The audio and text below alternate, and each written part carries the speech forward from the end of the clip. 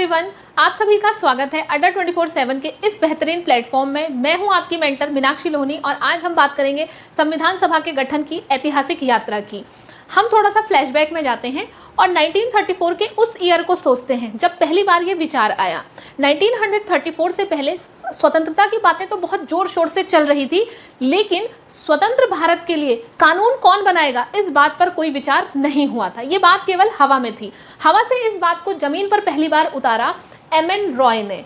M.N.. Roy जो हमारे वामपंथी दल के एक नेता थे, इन्होंने 1934 में संविधान सभा का विचार सबके सामने रखा कि भारत के लोगों के लिए एक संविधान सभा होनी चाहिए। तो ये विचार किसके द्वारा प्रस्तुत किया, अक्सर पूछा जाता है, तो आंसर होगा एम.एन. रॉय। इसी क्रम में इंडियन नेशनल कांग्रेस, जिसको हम INC कहते हैं, इंडियन नेशनल कांग्रेस ने भी 1935 में इस मांग का समर्थन करते हुए अपने आधिकारिक मंच से भी घोषणा की कि हाँ बिल्कुल संविधान सभा का निर्माण किया जाना चाहिए भारतीयों के द्वारा। क्या आपको लगता है अंग्रेज इतनी आसानी से भारत के लोगों की बात मानने वाले थे? नहीं।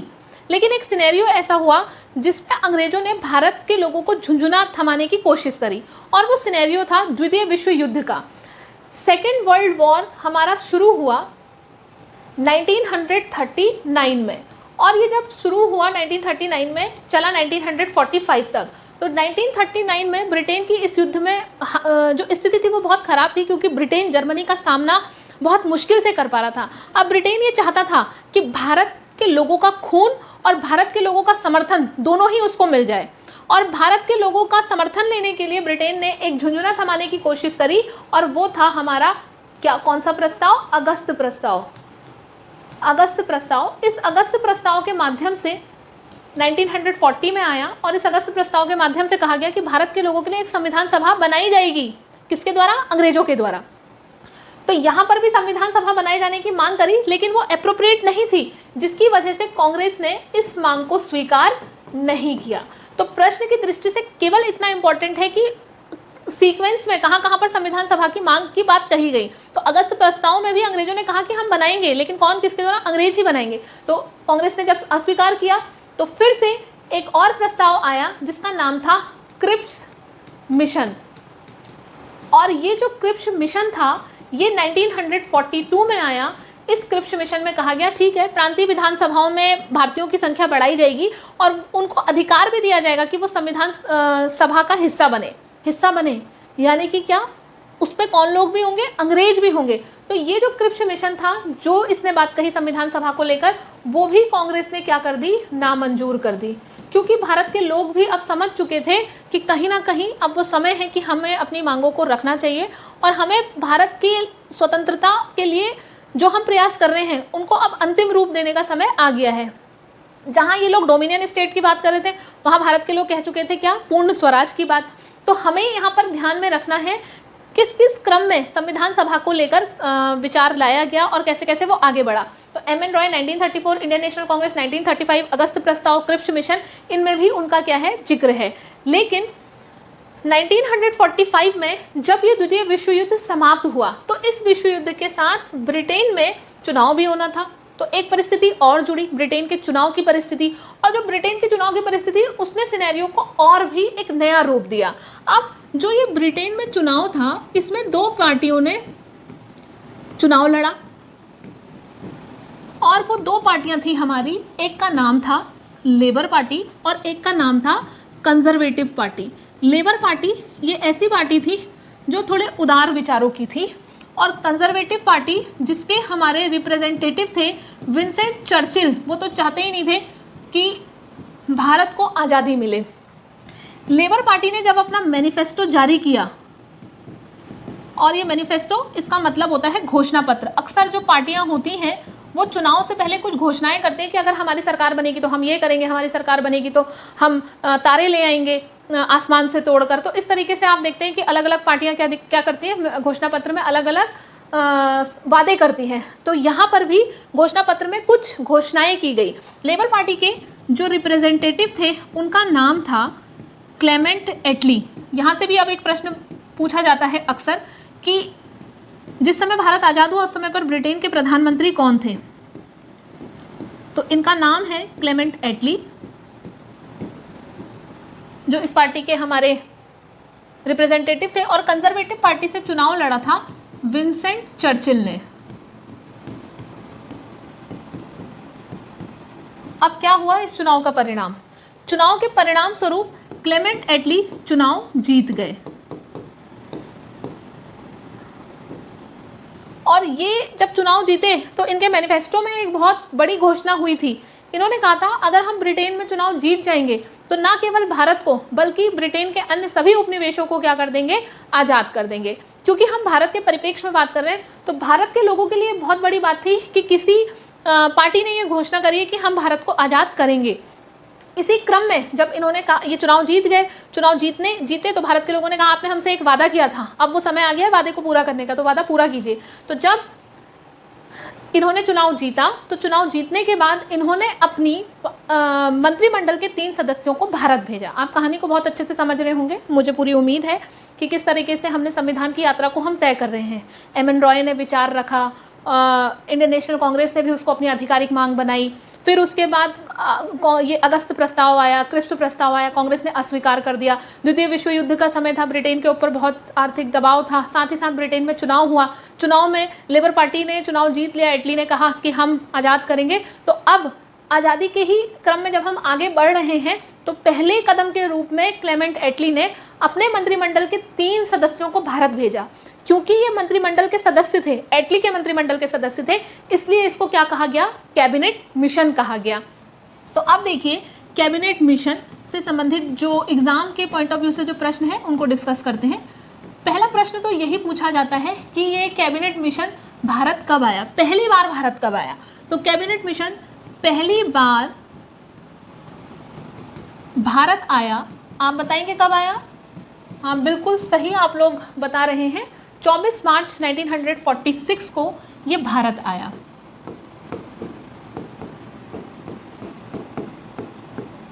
अब जो प्रश्न पूछा जाता है वो ये पूछा जाता है कि इस कैबिनेट मिशन में कितने सदस्य थे। तो जब भी सदस्यों की बात पूछी जाए तो इसके सदस्यों की संख्या थी टोटल कितनी, इसमें 3 सदस्य थे, 3 सदस्य थे, जिसमें एक अध्यक्ष और 2 सदस्य थे। अक्सर एग्जाम में ये प्रश्न पूछ लिया जाता है कि अध्यक्ष कौन थे और सदस्य कौन थे। तो हम जानते हैं कि कैबिनेट मिशन के जो अध्यक्ष थे उनका नाम था पैथिक लॉरेंस। ये एग्जाम में अक्सर पूछ लिया जाता है कि कौन कैबिनेट मिशन के अध्यक्ष थे। और अगर हम सदस्यों की बात करें तो 2 सदस्य थे, इसमें एक थे हमारे A.V. अलेक्जेंडर और दूसरे थे हमारे Stafford Cripps.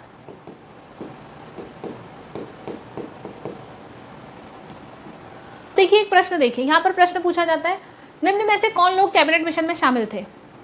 Pethick Lawrence, A.V. Alexander, Stafford Cripps और उपरोक्त सभी। तो हम कहेंगे क्या, उपरोक्त सभी क्या थे, इस कैबिनेट मिशन में शामिल थे। अब जब ये कैबिनेट मिशन भारत आया तो इसने भारत के लोगों को ये अथॉरिटी दी कि भारत के लोग अपने संविधान सभा का निर्माण करें और अपना संविधान लिखें। हम जानेंगे कि किस तरह से जब हमें ये अथॉरिटी दे दी गई तो किस तरह से भारत के लोगों ने अपने संविधान सभा का निर्माण किया।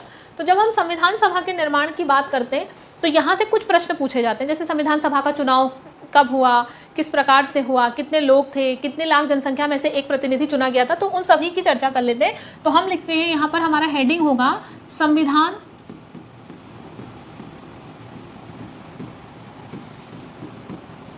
सभा का निर्वाचन। किस किस तरह से संविधान सभा को निर्वाचित किया गया था। तो यहाँ पर जैसे हम पॉइंट्स में लिख लेते हैं कि चुनाव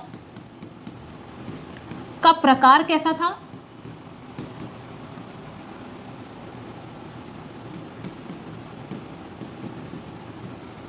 कितनी जनसंख्या से एक प्रतिनिधि चुना गया था, कितनी, ये अक्सर प्रश्न में पूछा जाता है कि कितनी जनसंख्या से एक प्रतिनिधि चुना गया। और साथ ही एक प्रश्न इंपॉर्टेंटली ये भी पूछा जाता है कि ये जो चुनाव हुआ ये कहाँ से हुआ।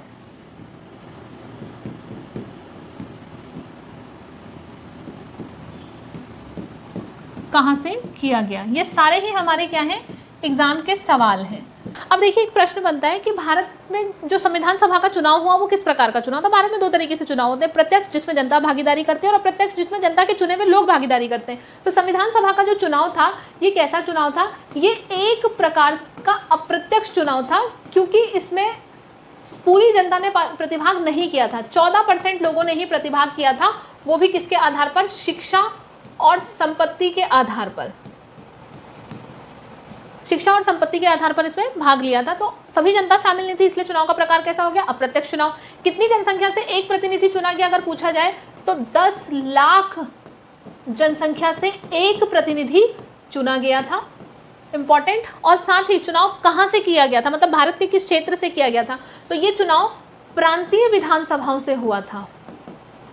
ये बहुत इंपॉर्टेंट है, ये प्रश्न अक्सर पूछा जाता है कि चुनाव में जो लोगों ने रिप्रेजेंटेशन किया था वो कहाँ से हुआ, तो प्रांतीय विधानसभाओं से ये चुनाव किया गया था। जब ये चुनाव हुआ तो टोटल जो लोग जीते, उन टोटल जीते हुए लोगों की संख्या 389 थी। अब अभी तक का हमने चुनाव की प्रक्रिया को समझा, अब हम समझ रहे हैं कि संविधान सभा के लिए कितने सदस्य चुने गए। तो हम जानते हैं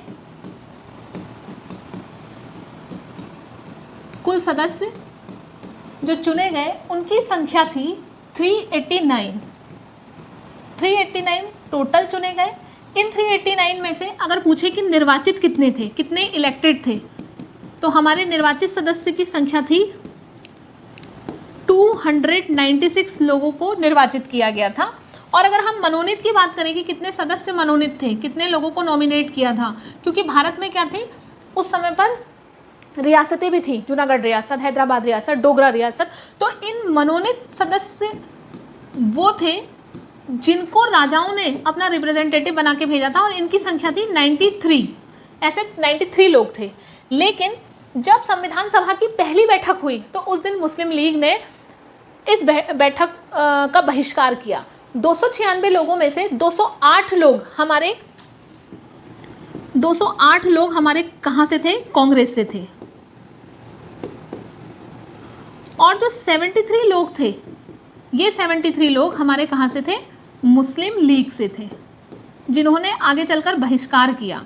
तो अब ये 389 लोग मनोनीत हुए, 389 लोग टोटल चुने गए। अब ये जब 389 पूरी संविधान सभा का चुनाव हो गया, 389 लोग चुन लिए गए, तो ऐसे में अब इनको संविधान सभा की बैठकें करनी थी। तो एक जगह पर आकर इनको क्या था, मिलना था। तो पूरे भारत में अलग अलग जगहों से ये थे। तो अब इसके लिए संविधान सभा की बैठकों का आयोजन किया गया।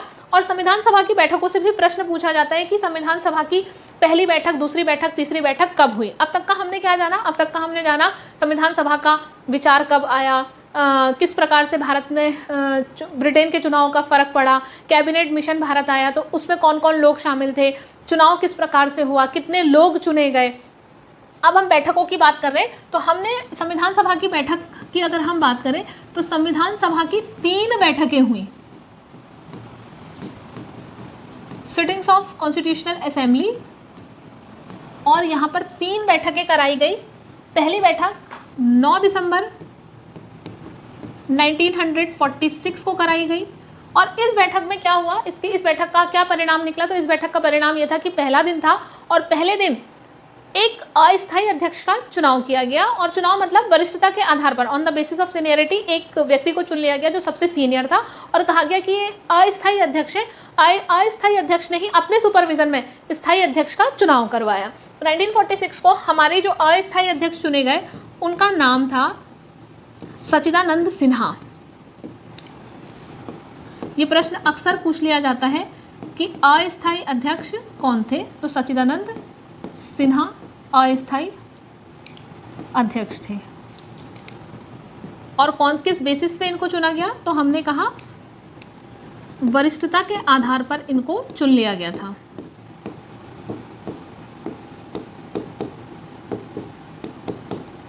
अब देखिए 9 दिसंबर को पहली बैठक हुई और सच्चिदानंद सिन्हा को अस्थायी अध्यक्ष के रूप में चुना गया। दूसरी बैठक हमारी हुई है एक दिन के गैप में, तो यानी कि कौन सी डेट आ जाएगी, ये डेट आ जाएगी 11 दिसंबर 1946, 11 दिसंबर 1946 को जब दूसरी बैठक की गई, तो इस दूसरी बैठक में हमारे स्थायी अध्यक्ष चुने गए, जिनका नाम था डॉक्टर राजेंद्र प्रसाद। आगे चलकर यही डॉक्टर राजेंद्र प्रसाद हमारे देश के राष्ट्रपति भी बने। ये बने हमारे क्या, स्थायी अध्यक्ष। दो तरह से प्रश्न पूछा जाता है। संविधान सभा के अस्थायी अध्यक्ष पूछे तो हमें टिक करना होगा सच्चिदानंद सिन्हा, स्थायी अध्यक्ष पूछे तो हमें टिक करना होगा राजेंद्र प्रसाद। बहुत ध्यान देना होगा क्या पूछा है, स्थायी पूछा है कि अस्थायी पूछा है।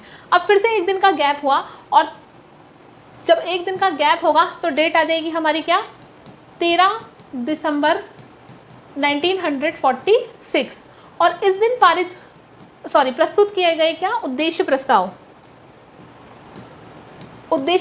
प्रस्तुत किए गए। और उद्देश्य प्रस्ताव यानी कि ऑब्जेक्टिव रिजोल्यूशन, जिसमें कहा गया कि स्वतंत्र भारत की प्रकृति कैसे होगी, कैसा भारत होगा, भारत के लोगों के पास किस प्रकार की स्वतंत्रताएं होंगी, भारत की एकता कैसे बनाई जाएगी, अखंडता को स्थापित करने के लिए क्या किया जाएगा। तो ये सारे उद्देश्य प्रस्ताव कि हम किस उद्देश्य से भारत का संविधान लिखने जा रहे हैं, तो इसको प्रस्तुत किया पंडित जवाहरलाल नेहरू ने। ये अक्सर प्रश्न पूछा जाता है कि इसको किसके द्वारा प्रस्तुत किया गया, तो JL नेहरू के द्वारा इसको प्रस्तुत किया गया।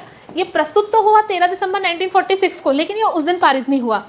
अगर पूछ लिया जाए कि पारित कब हुआ, तो ये पारित हुआ है हमारा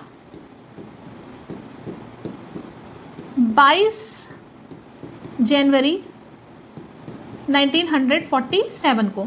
और यही उद्देश्य प्रस्ताव आगे चलकर हमारे संविधान की प्रस्तावना का आधार भी बना है, क्योंकि संविधान की प्रस्तावना में उन सभी उद्देश्यों की बात कर ली गई है, या हमारे संविधान के उन महत्वपूर्ण प्रावधानों को अगर हम दर्पण के रूप में देखना चाहें तो हम कहाँ देख सकते हैं, प्रस्तावना में देख सकते हैं। क्योंकि उसमें कहा है हम भारत के लोग भारत को प्रभुत्व संपन्न, समाजवादी, पंथ निरपेक्ष, लोकतंत्रात्मक गणराज्य बनाने के लिए। तो क्या बता रहा है, भारत कैसा होगा, प्रभुत्व संपन्न, लोकतंत्रात्मक गणराज्य होगा, पंथ निरपेक्ष होगा। तो यही क्या बना है, आधार बना है। तो प्रश्न की दृष्टि से बहुत इंपॉर्टेंट है तीन बैठकें, कि तीन बैठकें कब कब हुई, 9 दिसंबर पहली बैठक, फिर गैप, फिर 11 दिसंबर, फिर गैप, फिर कब, 13 दिसंबर। उद्देश्य प्रस्ताव किसके द्वारा प्रस्तुत किया गया, जवाहरलाल नेहरू के द्वारा प्रस्तुत किया गया, और पारित हुआ 22 जनवरी 1947 को। अब जब ये जो हमारी एक यहाँ से जो प्रश्न बनता है वो ये बनता है कि हमारे संविधान सभा की पहली बैठक के दिन कितने लोगों ने उसमें प्रतिभाग किया था, कि टोटल 389 लोग थे। और 389 लोगों में से जो लोग पहली बैठक के दिन प्रेजेंट थे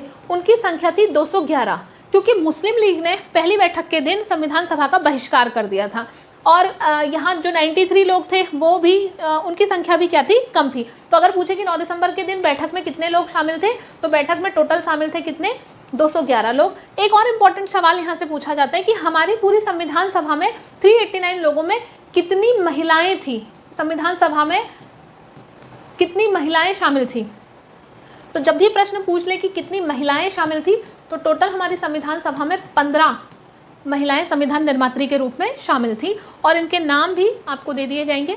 अब जब हमारी तीनों बैठकें हो गई, उद्देश्य प्रस्ताव प्रस्तुत कर दिया गया, तो अब हमारा संविधान, इसको बनने में 2 साल 11 माह 18 दिन का समय लगा।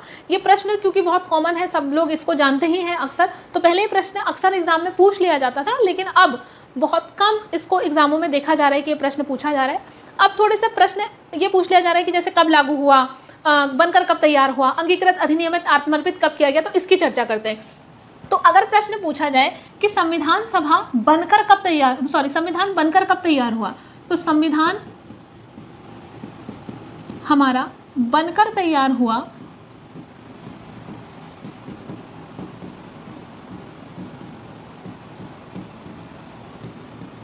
26 नवंबर 1949 को बनकर तैयार हुआ। और जिस दिन ये बनकर तैयार हुआ उसी दिन से 15 अनुच्छेद, उसी दिन 15 आर्टिकल उसी दिन लागू कर दिए गए, लेकिन पूर्ण रूप से इसे लागू नहीं किया। 26 नवंबर को बनकर तैयार हुआ, इसलिए हम 26 नवंबर की जो डेट है उसको कैसे मनाते हैं, संविधान दिवस के रूप में मनाते हैं। तो वर्तमान में इस 26 नवंबर को, इस तिथि को प्रश्न पूछ लिया जाता है कि इस तिथि को कैसे मनाया जाता है, तो इस तिथि को संविधान दिवस के रूप में मनाया जाता है। अक्सर ये भी प्रश्न पूछ लिया जा रहा है कि संविधान दिवस किस डेट को मनाया जाता है, तो किस डेट को मनाया जाता है, 26 नवंबर को मनाया जाता है। अब ये तो हमने कहा बनकर तैयार हुआ, प्रश्न ऐसे भी पूछ लिया जाता है कि लागू कब हुआ, लेकिन लागू होने से पहले हम एक और यहाँ पर एक चीज़ और ध्यान में कर लेंगे कि जब ये यहाँ पर बनकर तैयार हुआ उसी दिन हमने अपने संविधान को अंगीकृत, अधिनियमित और आत्मर्पित किया। तो प्रश्न अगर पूछे कि हमने अपने संविधान को अंगीकृत, अधिनियमित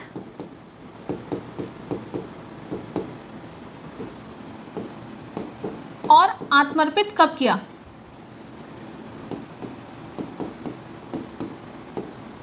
तो 26 नवंबर 1949 को जब बनकर तैयार हुआ। प्रस्तावना में भी लास्ट में लिखा है कि आज हम 26 नवंबर 1949 को इस संविधान को अंगीकृत, अधिनियमित और आत्मर्पित करते हैं। तो ये तीनों जो वर्ड्स हैं ये एग्जाम के पॉइंट ऑफ व्यू से इंपॉर्टेंट है।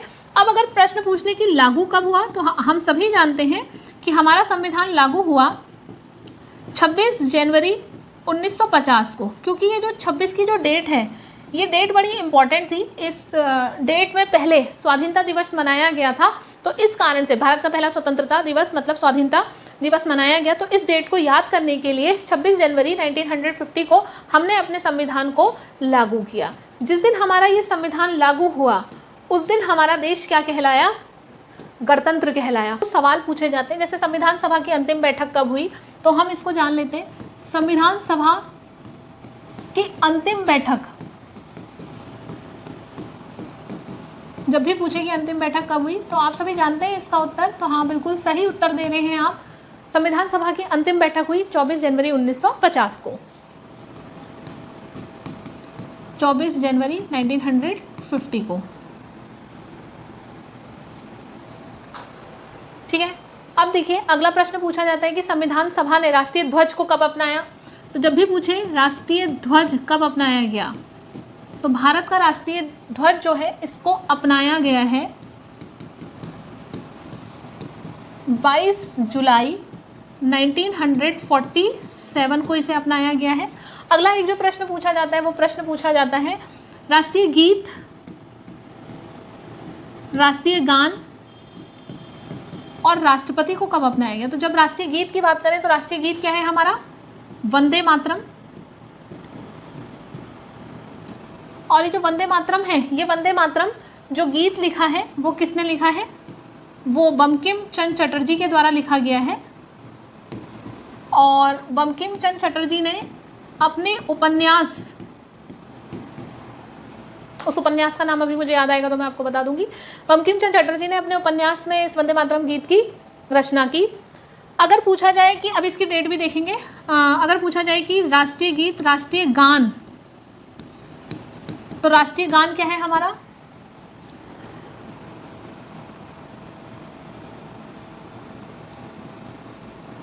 राष्ट्रीय गान है हमारा जन गण मन। और ये लिखा है किसने, रविंद्रनाथ टैगोर जी ने।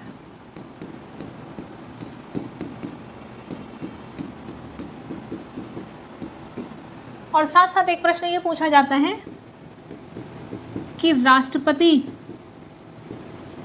को कब चुना गया। तो हमने पहले ही कहा कि जो हमारे देश के संविधान सभा के अध्यक्ष थे वही हमारे देश के राष्ट्रपति बने, जिनका नाम है देश के पहले राष्ट्रपति राजेंद्र प्रसाद। सारी इंपॉर्टेंट बातें संविधान सभा की यात्रा से लेकर हमने सभी बातों को कर लिया है, एग्जाम के इंपॉर्टेंट फैक्ट्स को जान लिया है, कहानी के फॉर्मेट में जान लिया है। मुझे पूरी उम्मीद है कि आपको ये टॉपिक बहुत अच्छे से समझ आया होगा। इसके आगे हम नेक्स्ट क्लास में मिलते हैं। थैंक यू सो मच आज की क्लास के लिए।